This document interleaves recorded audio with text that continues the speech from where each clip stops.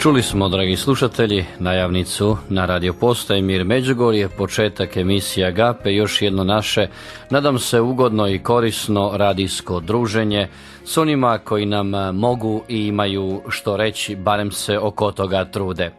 Pozdrav svima i dobrodošlica na početak naše emisije u kojoj ćete to i vi večeras imati prigode potkraj emisije prokomentirati, reći ono što vam je na srcu, zato ćemo malo više ovog puta ostaviti prostora i za vas.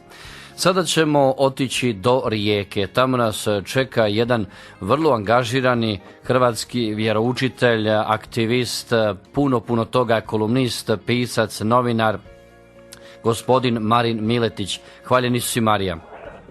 Najvijek je hvaljeni vama i evo svim slušateljima vaše radio postaje, posebice vaše emisije. Marine, vi ste stalno u žurbi, u trci. Je li to možda model novoga kršćanina? Biti angažiran, aktivan, budan, trezven 24 sata gotovo dnevno? Pa nisam siguran. Evo, slušajući nekako vašu najavu, ja bi se složio jednome, znači ona priča da se trudim, definitivno, a sad ovo drugo pustimo Bogu. Zašto govorim nisam siguran? Zato jer mislim, sigurno trebamo biti budni u duhovnoj dimenziji i definitivno trebamo moliti Gospodina da nam pomogne razlučivati duhove, da unatoč ljudskim manama i slabostima uspijevamo prepoznati što je dobro, a što je zlo, No s druge strane svatko od nas ima neki svoj put, unutar crkve, naravno, unutar naše vjere, unutar odnosa našeg s Gospodinom, i mislim da ne postoji neki idealni recept da bih ja mogao reći, evo ljudi, formula vam je ta i ta, a ako se tako ponašate onda će biti to i to. Mislim da je to, možda bi bilo presmiono, ali tu je ljepota naše crkve koja je stvarno jedna, opet toliko različita, koja je jedna, evo ovdje kod mene u Rijeci, kod vas u Međugorju, negdje u nekoj Polineziji ili gdje god je katolička crkva, evo tu znamo šta nas veže, sveta misa, sakramenti, i to je ono što je u stvari predivno, A kažem, s druge strane, svi smo mi različiti, imamo neke svoje modele kako funkcioniramo i na koncu imamo i darove koje nam je Bog dao, pa možda neko i po nekom karakteru i po nekim nutarnjim pričama koje ima u sebi je nešto smirenija osoba, no to sigurno ne znači da on ne može znatno doprinijeti društvu i crkvi, možda i mnogo više, evo, od mene koji stalno neku jurnjam i stalno nešto negdje. Da, Marine, evo, zato ćemo imati s vama prigodu porazgovarati o mnogo toga, jer vi ste, evo, mislim da vrlo aktivni ste u javnosti i u društvu, pišete, komentirate, ja bih rekao bavite se apologetikom, obranom kršćanstva, zapravo obranom čovjeka u biti, ali vi ste i radnik u gimnaziji u Rijeci, to je prva sušačka hrvatska gimnazija u Rijeci, tu ste i razrednik. Imali ste danas sastanak sa roditeljima. Kakvi to sastanci budu s roditeljima? Je li to bude samo informacija o đacima ili vi pokušavate malo i neke stvari kazati u odgoj njihove djece? Smije li se to uopće danas? Jer kažu, miješamo se u tuđe živote. Ma da, znate šta, onog trena kada prestanemo se miješati, ajmo to tako reći, onda ćemo biti sami pomiješani i uopće pitanje što će biti od nas. Nekako kad ja govorim svojim učenicima, ja kažem, Bože dragi, sva sreća za Ivana Krstitelja, znamo kako je završio, ali kad gledamo mi njega, način njegovog predanja, ja kažem, nekako mi se čini da nemamo ni 10% njegove evanđelske hrabrosti, njegovog predanja i strasti. Trebalo je u ono vrijeme moći doći reći jednom kralju i upozoriti ga kako živi i s kom ženom spava i čiju ženu je uzeo svom bratu i tako dalje.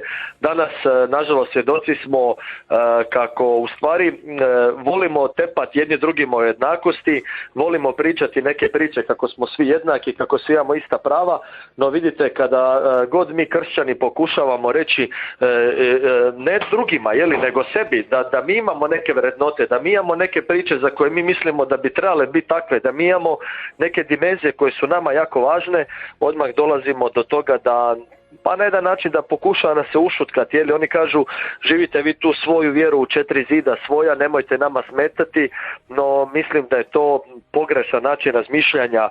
Mi naravno ne trebamo ljudima docirati u dimenziji osude.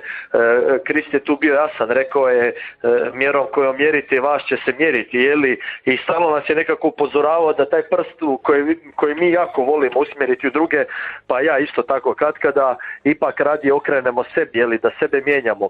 No isto tako treba biti vrlo jasan, jeli, onoga časa kada mi prestanemo upozoravati, govoriti, jeli, upozoravati na neke nedaće, na neke pojave, na one situacije kada se zlo dobrim naziva, a dobro zlim, onda mislim da je uopće pitanje, jeli, jesmo li kršćani. Kršćani nikada nisu bili mainstream, ajmo to tako reći, ako se mogu malo poslužiti jezikom ovako mladenačkim ulice, jeli, kršćani su uvijek bili, pa evo, šta znam, u tom nekom izričaju, ako opet mogu tako figurativno se poslužiti, onako punkeri, to mislim, ne mislim sad punkeri na glazbu, jeli, prvenstveno, nego u pogledu autentičnosti i nepatvorenosti.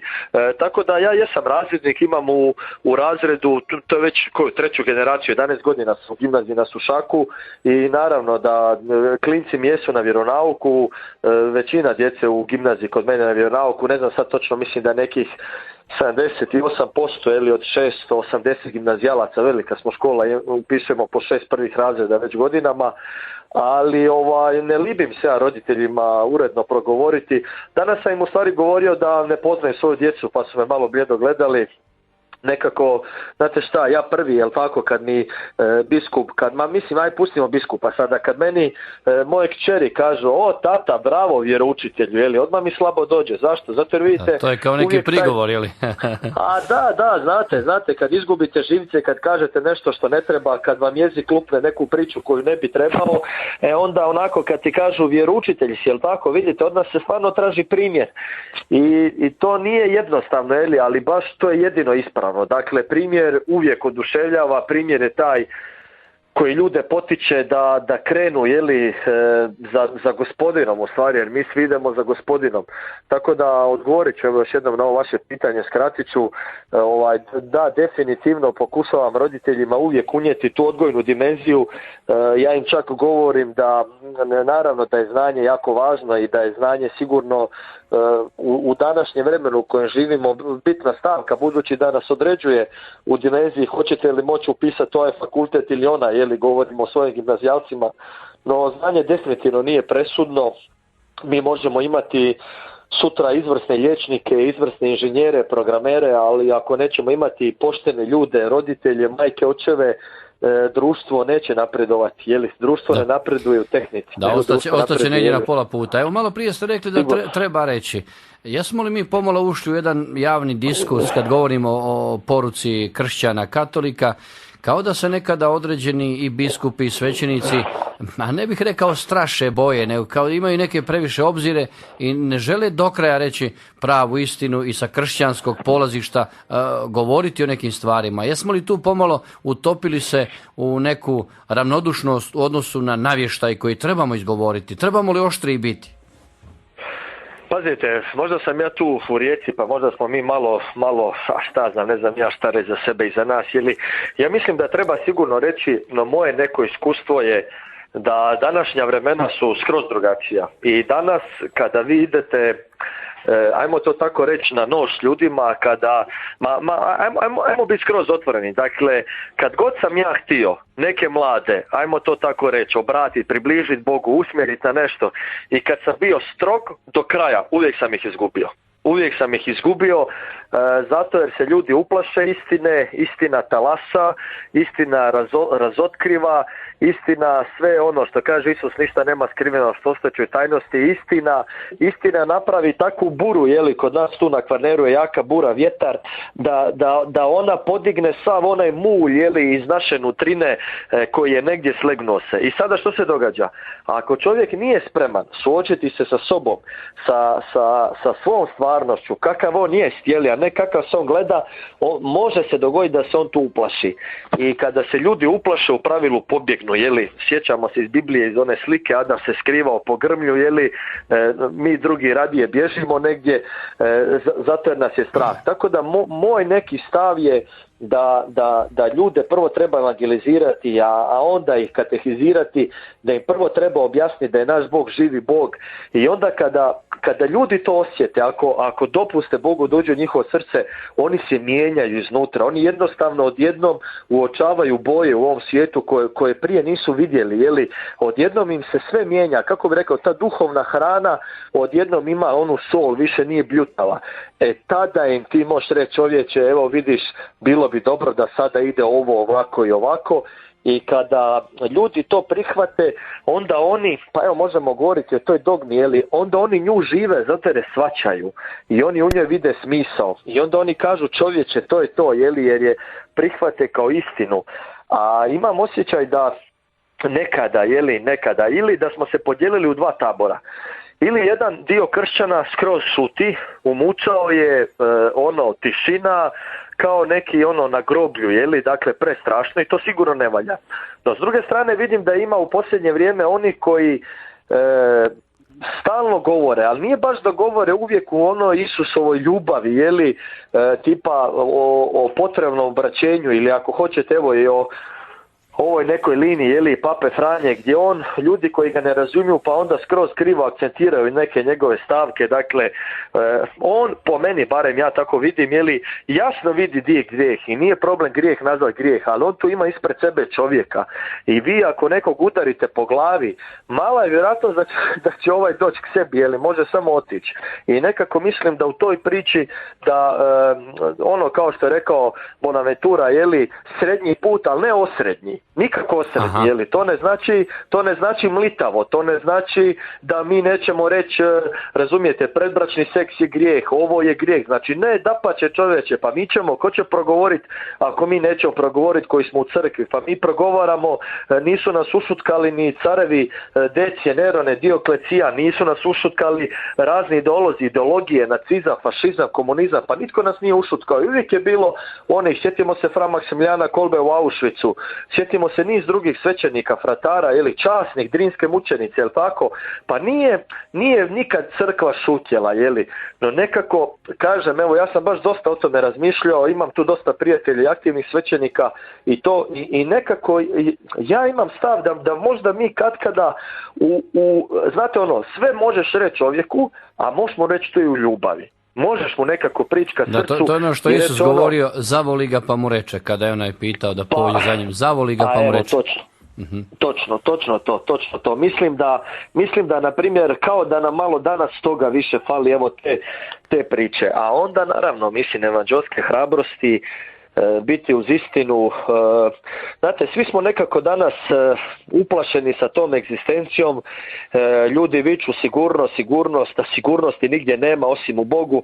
Ajmo biti otvoreni, danas ti ide sve ko po špagi, ma sutra uđe u tebe neki virus, potaracate, nestaneš za 3 mjeseca kao da nikad nisi ni bio jak, ne znam, tako da mislim da treba sportskim rječnikom govoreći staviti loptu malo na zemlju, i tu biti više blizu Bogu, a s druge strane ne zaboraviti da ispred sebe imamo ljude za koje mi imamo misiju, jel tako? Ja nekako mislim da Bog sigurno ne želi da mi ljude rastjeramo od sebe, nego da želi da ih privučemo, Mi smo tu, znači Bog nema nekog drugog, koristeći tu neku analogiju, on ne može raditi sa Marsovcima jer ih nema, Znači ima ljude, svoju crkvu koju je osnovao, pa sad ako smo mi ti... radimo s onima koji su nam povjereni, jednostavno za njih smo i odgovorni, da. Točno tako. Ja ću sada, Marine, pročitati, vi ste u jednom opširnijem intervjuu kazali sljedeće: nekada sam volio sjediti na 2 stolice, jedne nedjelje tako sam ministrirao i usred svete mise jedna je mama počela vikati: što ovaj huligan ministrant, misleći na vas, će tu raditi, izbio je mom sinu zub. I nama to vikne usred mise. Mama je to viknula, dakle, usred mise, i kažete vi, ja razmišljam u sebi, otvori se zemljo, porgutaj me. Kada je sve završilo, prišao mi je don Andrija i zagrlio me i kazao, eto vidiš, to je dobar znak. Dakle, ovo je priča o vašem, rekao bih tako, bližem povezivanju s crkvom i s Bogom. Dakle, doživjeli ste ovu neugodnost. Kako je to bilo? Šta se zapravo zbivalo? Pa da, nekako, šta znam, mislim, ja sam vam, da, vidim da ste se pripremali iz intervjua. Da. Dobro, Bogu hvala, drago mi. Ma, gledajte ovako, dakle, mislim, vjerojatno svatko od nas ima svoje životne priče i svatko od nas sigurno ima mnoge stvari i stavke koje su zanimljive i koje bi mogli drugima posvjedočiti i ispričati, jeli. Moj život u toj dimenziji je bio da ja kao mladić, ja sam dijete Domovinskog rata, znači prvo ajmo to, jeli, dakle, ja sam završavao osnovnu školu i upisao gimnaziju kad je bio Domovinski rat, tata je bio na liniji, ja doma sam s mamom, puna kuća izbjeglica, moji roditelji su porijeklom iz Dalmacije, iz sela blizu Šibenika i to je sve bila prva linija u Domovinskom ratu. I ja kao adolescent koji sam se tražio, jeli, koji više nisam imao autoritet oca unutar kuće, ali jednostavno ulica i onda sam nekako krenuo izdičkima po utakmicama i učlanio se u klub navijača Armada Rijeka, išao stalno po utakmice, gostovanja i domaće utakmice i sve i tu sam imao nekih situacija gdje s dečkom izazvali smo jedan drugoga, jeli, potukli smo se i ja sam njega tako udario, jeli, i slomio mu taj zub, no problem je bio što sam ja istovremeno bio i ministrant, jeli, dakle, ministrant u crkvi, ministrira uredno svake nedelje. To je ovo što ste rekli da ste kao na dvije stolice bili, rekao bih. Pa da, tipičan Hrvat. Da. Tipičan, dobro ste rekli, da, sad baš tipičan da budemo Hrvat, ironični, da. Katolik, pa naravno, da, možemo slobodno, jeli, No, mene to jako pogodilo. Mene je ta situacija pogodila. Prošao bi ja sramotu, na koncu prošli smo i veću, jeli, od ne od toga da vam neko u crkvi nešto dobaci, ali ta situacija gdje sam ja bio pored oltara, ministrirao, svećnika kojeg sam jako volio i poštivao, on je, nažalost, Bog je pozvao njega i, ako se ne varam, 4 svećenika iz Omišlja su se vraćali prije dugo godina, ima sad već 20 godina i više od 20, poginuli su u prometnoj nesreći, Bog je pozvao nebeski Jeruzalem, ali taj svećenik, od njega sam ja u stvari puno dobio u crkvi, jako je imao na mene puno utjecaja i u toj sramoti mojoj da ne može biti veća, znači ja sam stvarno molio, otvori se, progutaj, zatvori da me nema, jeli, da nestanem pred očima ljudi iz Župljana.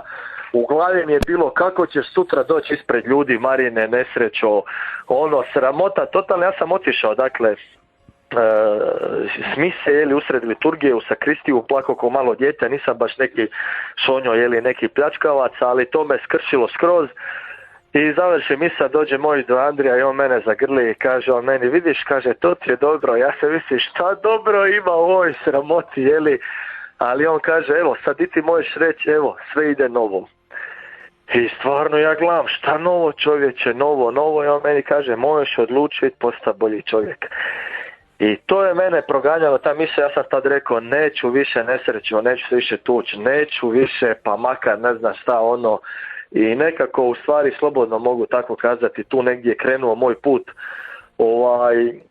neke jasnije strukture moje vjere, htio sam Bogu se više posvetiti, čak sa jedno vrijeme razmišljao hoću li biti svećenik, no ja sam tad već se zaljubio u drugom gimnazije u svoju Danijelu i to mi je jedina cura, dakle od tada do danas, eto, onda sam rekao bit ću s njom, radit ću s mladima, biti vjeroučitelj i tako je ostalo. Završio sam gimnaziju, pisao filozofiju, filozofsko-teološki i evo, vjeroučitelj 15 godina, nekih mučimo se, trudimo se, jeli? Naravno, nije lako. Kroz ove dane ste osobito u središtu javne pažnje, nakon teksta kojeg ste kao kolumnist Novoga riječkoga lista napisali pod naslovom Mrzitelji svetoga Leopolda, misleći naravno na dane dok je sveti Leopold Bogdan Mandić njegove relikvije boravile među nama. Što ste tamo napisali, zašto ste na takav način baš stavili mrzitelji? Tko to mrzi sveto? Pazite, ja sam pretpostavio da će se to dogoditi. Poznajem otprilike tu hrvatsku stvarnost, aktivan sam na Twitteru, drugim medijima i primijetio sam da kada se saznalo da dolazi tijelo, napisao sam mu jednu kolumnu i rekao, evo, ovo je prilika da pokažemo da prihvaćamo različite. Ovo je prilika gdje se nadam da ćemo pokazati, evo, da društvo u cjelini, oprostite, prihvaća i nas koji smo katolici, kojima to nešto znači, koji imamo neke svoje svetinje i želim nekako da u tom smjeru idemo, no pribojavao sam se, odnosno pribojavao, točno sam pretpostavljao šta će se dogoditi, to je to. Dakle, na komentarima novinskih članaka, izvještajima svetih misa nadbiskupa našeg riječkog koji je predvodio svetu misu, pojavili se takvi gnjusni komentari da čovjek stvarno treba popiti, litru kamilice da se ne naljuti. To čak nije govoriti u eter s kakvim nazivima su ljudi mrtvi hladni nazivali vjernike, katolike koji su bili tih dana u procesiji. Ono što me posebno začudilo da nisu se libili ni neki novinari dnevnih novina. Dobro, za ovo već znamo, za ove Katolikofobes Index HR-a i ostalih portala koji baš mrze katolike i crkvu, ali dakle imenom i prezimenom od Klauskog nadalje ljudi su pisali gnjusobe, ali baš odvratne gnjusobe koje, kažem dakle ne bi najljučem neprijatelju rekao.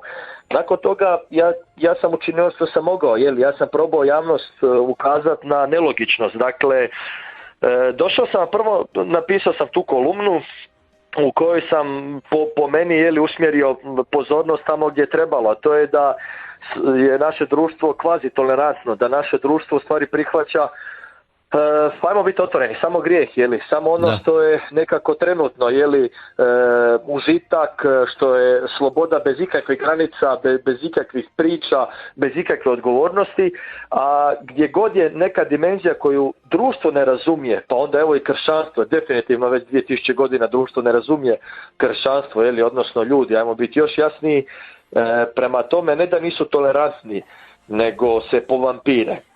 I ja sam napisao taj tekst, no taj tekst je onda opet izazvao show program totalni i opet urednik, tamo su me zvali ljudi, rekli ćemo brisati, ja sam rekao nemojte molim vas brisati nikakve komentare. To je moj tekst, neka stoji na webu, na Novog lista, bilo gdje, neka se vidi u kakvom društvu živimo, razumijete? Došao sam svojim maturantima koji me dobro poznaju, pa su bili prvo šokirani, nisu znali u čemu je fora, šta se događa. I onda sam vam počeo im čitat te komentare, oni su punoljetni, pa onda nekako, znate, imate manje straha da će ti sutra doći neka inspekcija, a i ne bi me drukali, previše me dobro poznaju i cijene, ja bih rekao. I onda sam ja njima počeo čitati komentare koji su ti ljudi napisali o nama katolicima, pa i o meni osobno i tako dalje, ali s jednom naznakom da sam... čekajte samo da pozdravim svoju obitelj. Idem ja na trening, vidimo se, pijemo se. Evo me, tu sam. I onda sam ja napisao, znači, umjesto katolika i tipa Marina Miletića gdje su mi psovali majku, oca, klerofašističkog svašta, iako nema veze ni s tim ideologijama s nikakvim, ja sam vam napisao gej. I onda sam u jednom razredu čitao djeci te poruke, samo sam ubacio unutra gej. I onda, na primjer, jedan novinar je pisao, arene su ostale, lavove ćemo uvesti za Miletića i njegove katolike. Onda sam ja čitao, arene su ostale, lavove ćemo uvesti za gejeve, ovo. Djeca šokirana, jedna cura počela plakati, druga se trese, kao pa vjerušte šta govorite, pa vi niste takvi. Ja kažem, čekaj da završim. I onda sam samo čitao, nek ne oproste slušatelji na ovakvoj izravnosti. Aha. Znači, u procesiji su išli gevi ko hrpetina govana i tako dalje i tako dalje. Ja sam samo čitao, dakle, ono što ide, samo sam ubacio tu riječ. Počeli plakat, šok totalni, ovo ono, i onda im ja kažem, nakon nekih 20 minuta što sam pustio da emocionalno ih se strese, ja kažem, evo prijatelji moji, to se pisalo o katolicima, o biskupu, o meni i tako. I djeca, šok totalni, pa šta, pa evo, vam stoji, ne. Onda sam u drugi razred došao, pa sam im ubacio umjesto ovo što su psovali nama majke i sve ostalo katolicima i to, pa sam ubacio Židove. Uh-huh. Pa to je bio što program. Pa kako, pa šta vjeručitelju, pa vi ste bili u Jeruzalemu, prolazili edukaciju u Yad Vašemu, pa šta, kako sad to govorite, pa ja kažem, čekaj da završim. I ja im samo citiram isto, totalni šok. I onda sam ponovo im rekao, evo vidite djeco, to je bio moj jedan performans, jedan moj pokus u kojem sam htio pokazati da ste vi postali tolerantni na katolikofobiju u društvu koja raste a čim se spomene, zato jer su vam svima isprani mozgovi pomalo, čim se spomene, dakle, neka druga skupina u društvu koja naravno ne smije biti diskriminirana, i ako ko ne diskriminira ljude, onda smo to mi vjernici, koji stvarno prihvaćamo svakog čovjeka, grijeh ne prihvaćamo, ali svakog čovjeka ljubimo neovisno njegovoj naciji, vjeri, pripadnosti ovoj i onoj političkoj struji i svemu drugome.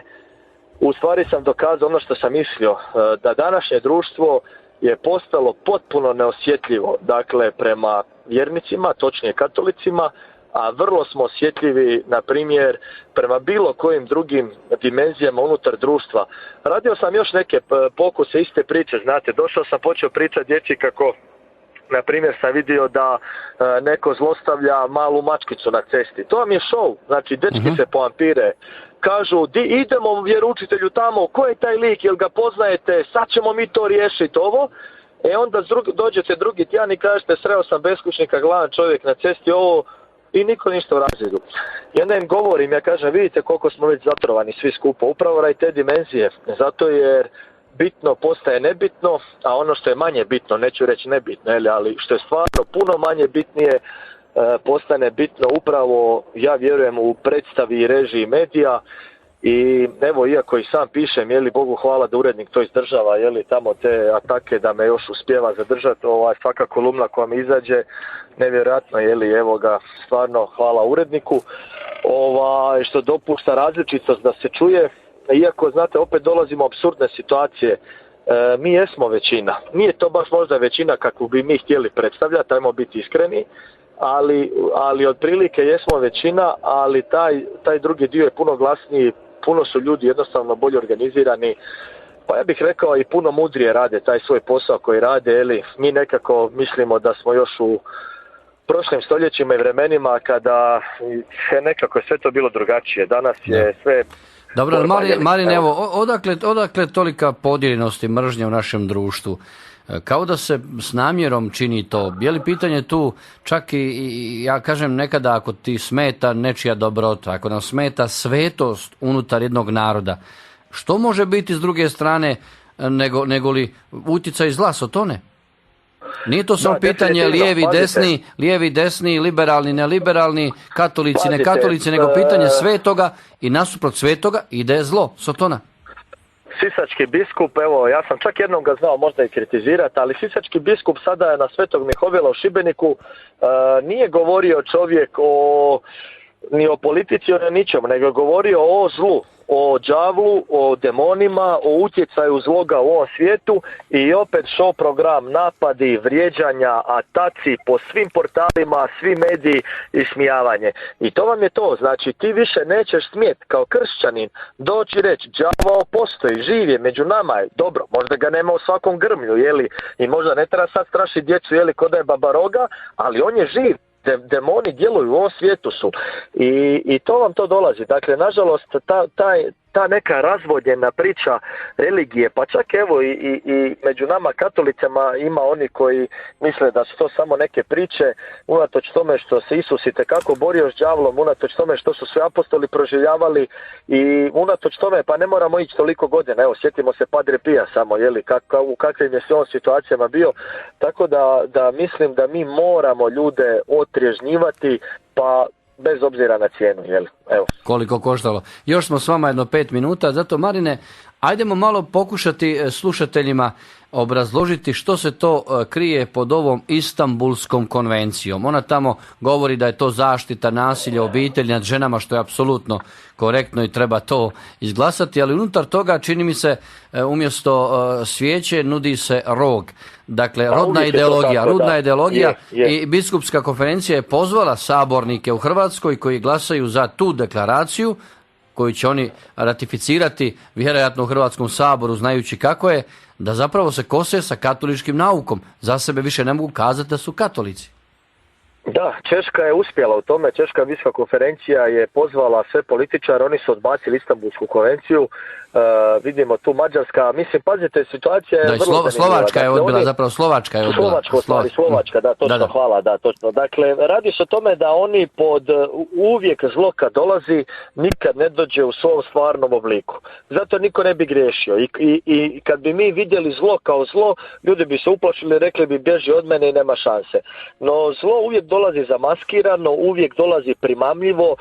Na koncu, ja volim reći gimnazijalcima da je Eva vidjela kakva je to jabuka, ne bi nikad uzela, nego bi još upalila i zmiju, Adam bi ju zgazio i gotovo, ali evo, dakle, zlo je primamljivo. Tako da Istanbulska konvencija, problema je niz. Problema je u tome, ajmo reći ovako, dakle, oni osnovni identitet se niječe, jer on kaže ovako, dakle, nebitno je kakvi su vaši kromosomi, nebitno je, dakle, jeste vi rođeni kao muško ili žensko, vi imate pravo sebe deklarirati kao onaj spol koji se osjećate.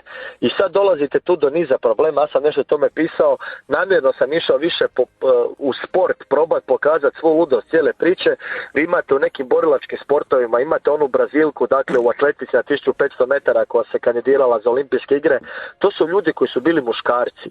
I oni su u zrelim godinama, u naponu snage, došli jedan sunčani dan, rekli mi smo danas žene.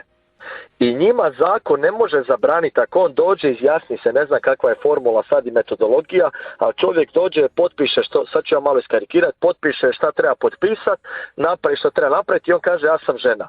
I onda imate tog lika u UFC-u koji ima, ne znam, 41-42 nokauta, u 40 sekundi završi, tuče žene. Vi kad gledate na YouTube-u, eklatantni primjer muškarca, znači muskulatura, fizionomija, on je cijeli muškarac, tako i ova žena, pod navodnicima, u Brazilu koja je sad istrčala tih 1500 metara, je muškarac koji je za sebe rekao u jednom trenutku da je žena.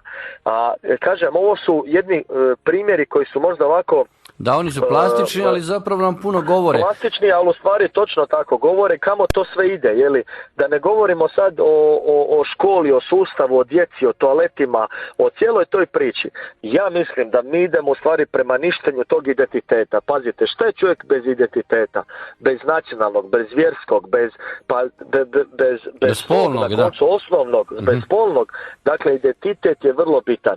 Vi kada dovedete čovjeka da ništa nije bitno, da nema bitnosti, u stvari uzmete kao taj luk koji smo mi skroz ogoljeli, makli sve te njegove i pitanje uopće šta ostane, ne ostane ništa. Potpuno razgolit ćemo čovjeka. Zapravo može se dogoditi sutra, dođe krštenje djeteta, mi ne smijemo u matične knjige upisati da je muško ili žensko, nego ne znam nija što, ono napisati i onda čekati da se dijete izjasni kad naraste. Da, Apsurd. Mislim da je to Pandorina kutija. I žalosti činjenica da ti naši političari koji se predstavljaju demokršćanima da ne mogu biti jasnih stavova, da su spremni prodati neke stvari koje ne bi trebale imati cijenu, neovisno tome. Napominjemo, naravno da je svatko protiv zlostavljanja na žene, obiteljskog nasilja i mislim uopće apsurdno da o tome razgovaramo. Kogod ima iole mozga zna da nasilje ne može biti opravdano i da nije dobro da naše žene trpe bilo kakvo nasilje pa i u braku. To se razumije. S druge strane, jasno. No s druge strane kažem, evo ovako na mala vrata zamaskiraju vam na 200 stranice dokumenta 180 stranica koje su jako dobre i onda vi kažete pa to je to, a onda među njima vam ubace čorak kao sad gender ideologija o toj rodnoj ideologiji je Papa Franjo vikao i rekao je dosta, upozoravao i jasno je govorio protiv rodne ideologije, ali vidite to sigurno nećete pronaći na Indeks Heru i ostalim portalima kad Papa Franjo upozorava na tu dimenziju, o tome se onda naravno da šuti. Marine, vi sad idete na trening košarkaški, zapravo igrate u jednom klubu, ispred dvorane. Sad dva kratka pitanja. Vi ste Armada, Rijeka, kako ste sinoć doživjeli ipak nesretan poraz Rijeke u 94. Vrlo minuti? emotivno. Trebao sam biti sa svojim dečkima na San Siru. Karte smo imali sve kupljene, sređene. Ja sam spadam već među, ajmo reći, nisam baš veteran, ali među stariju ekipu Armade, među te prve momke. Mnogi od njih su bili hrvatski branitelji, mnogi pripadnici HOS-a, Tigrova, 111 bojne i najveći broj naših momaka je otišao na liniju baš iz navijačkih skupina i to mi znamo, evo, generacija koja je starija od mene, ja sam tad bio gimnazijalac, svi se oni poznaju, i Bojsi, i Kohorta, i Torca, i u stvari, evo, to je jedna posebna snaga. No, s druge strane, mi smo jučer imali, nisam mogao biti u Milanu, jer uvijek su u životu prioriteti. Kako ja vodim skaute na nacionalnoj razini. To sam htio pitati o skautima, vodite skaute, jer riječ dvije o tome.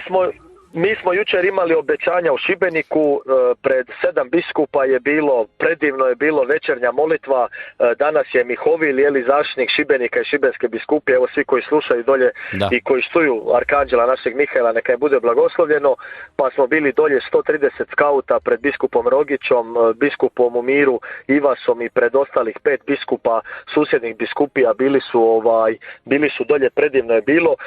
Pazite, katolički skauti, to vam je Kristova vojska. Mi smo prije 15 godina počeli u maloj župi Svetog križa na Srdočima i danas smo rasprostranjeni u Hrvatskoj u 9 biskupija. Imamo nekih 1200 aktivnih članova, od Dubrovačke biskupije do Đakovačko-osječke, Požeške, Zagrebačke, Šibenske, Zadarske.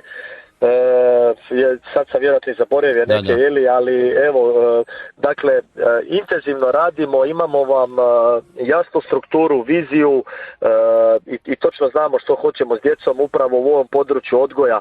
Svako ljeto smo na kampu, 2 tjedna na pustom otoku Zman u Šibenskom arhipelagu, imamo svoj pastoralni dom Blaženi kardinal Lojzije Stepinac, veliko sjedište u Riječkoj nadbiskupiji u Starom gradu Driveniku, imamo šumski centar Majke Božje Snježne u Liču, imamo evo i prostorije tu u gradu na Korzu. Svaka biskupija ima svog povjerenika kojeg imenuje biskup kao duhovnika, a onda mi laici smo oni koji to vuku i koji to povlače. Možda je zanimljivo slušateljima, imamo svoj internet radio, radioscout.hr, možete nas slušati u cijelom svijetu. Eto, preporučamo to. Hvala vam, usmjerili smo ga mladima, ali to i televiziju svoju i tako, otišli smo dosta široko, mislimo da je potrebno danas otići tako da zahvatimo što veći broj mladih ljudi, a onda im naravno nuditi one prave vrednote i prave vrijednosti za koje mi živimo. Marine, želim vam dobru večeras košarku, nemojte mašiti zicere, dobre asistencije, želim da puno bude bolje nego što je naša reprezentacija odigrala. Biće. Hvala vam lijepa. Hvala vam lijepa. Dobro vama, hvaljen Isus i Marija i čuvajte se. Čućemo se i dobro nam došli u Međugorje. Bio to dakle Marin Miletić, vjeroučitelj u gimnaziji u Rijeci. Mnogi smo stvari čuli s kojima on zapravo zagolicao, vjerujem, naše mišljenje i naše promišljanje. I vi ćete kasnije imati prigodu, možete već, rekao bih tako, smišljati što reći o ovome što smo pričali s Marinom, rodne ideologije, mržnje prema svetome, progonu na neki način i uzdragivanju katoličkih stvari i stavova u javnosti, o odgoju djece i mladi, o tome trebamo li kao katolici, kršćani jasno reći neke stvari. Budite i dalje s nama, slušamo sada jednu divnu pjesmu, a onda se opet vraćamo našoj emisiji u govornom dijelu. Mir i dobro.